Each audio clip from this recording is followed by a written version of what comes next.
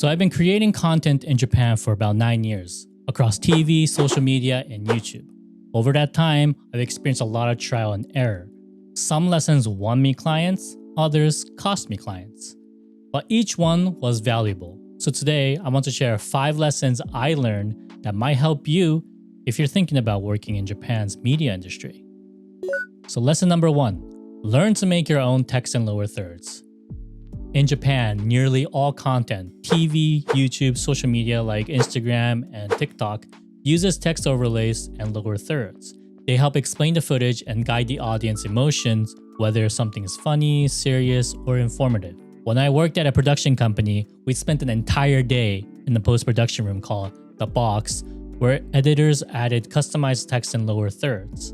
These graphics made the footage pop visually, and while there are plenty of downloadable templates, most are in English and don't really match Japanese TV aesthetic. So I spoke with a few designers while working as assistant director and wanted to find out what kind of software they were using. Little behold, they were using Photoshop to create the kind of graphics you see on Japanese TV. So I dove into Photoshop and started making my own designs. And because I had experienced colleagues who gave me feedbacks, it helped me improve fast to the point where editors began using my design for actual shows. Some even made it on air. That skill helped me land clients who wanted TV quality visuals without the high cost of going into the box. So that's why being able to do it all yourself is a huge advantage. Lesson number 2, learn to animate text and graphics. Design is one thing, animation takes it to the next level. Dynamic text makes your footage more engaging than static overlays. Even a simple fade in can change the feel of a scene. When I first started, I used Final Cut Pro 7, learning the basics of animation. It was fun and frustrating. When it works, it feels great. When something's off and you don't know why, total headache. But once I got the hang of it, I realized animated text gave my project a professional edge. So if you're learning to design your own graphics, learn to animate them. It'll set your work apart in a big way.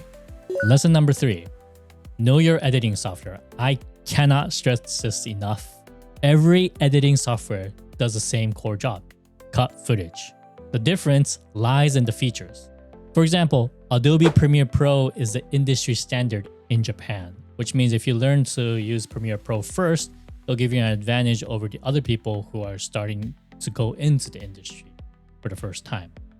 And also, Adobe tools integrate smoothly within their ecosystem as well. So if you're using Premiere Pro, if you use other Adobe product like After Effects, it'll make it easier for you to switch back and forth while editing as well. So if you're new to editing and off the bat you're kind of tight on budget, DaVinci Resolve is another good software to use, which excels at color grading, and it's also free as well. And if you want to commit, then you could also upgrade to the studio version, which is a one-time payment. While I do recommend starting with Premiere Pro if you're serious about working in the Japanese TV or media industry, what's more important is understanding the fundamentals of editing. If you learn to edit well in one program, that knowledge will transfer to the other program as well. Master the tools and customize your workflow with things like keyboard shortcuts. Lesson number 4, be different and don't be afraid to stand out. This one's tough, especially in Japan, where creativity often takes a back seat to tradition and hierarchy. Most TV shows follow a strict format, no matter which network you work for. That also means there are opportunities for those who bring something new to the table. While I follow protocol like booking locations, handling interviews, sending out final cuts to clients, I also made sure that the producers knew that I had drive. Instead of quietly doing what I was told, I showed initiative and creativity.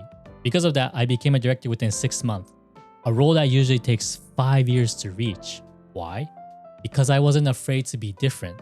If you want to stand out, you have to take the lead, even in a system that encourages you not to. Lesson number 5, always adapt and keep challenging yourself.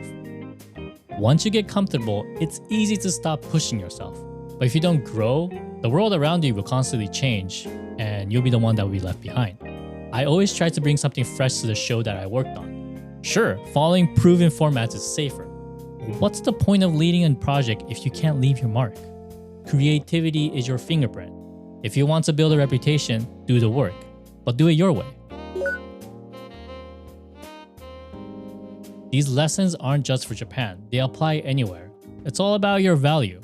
If you're ambitious and committed to growth, The fastest way to get better is to just start doing the work. If you enjoyed the video, please like and subscribe. Also, let me know down in the comments if you're interested in working in the Japanese media industry. I'd love to hear your thoughts. And as always, stay hungry, stay creative, and I'll see you on the next video.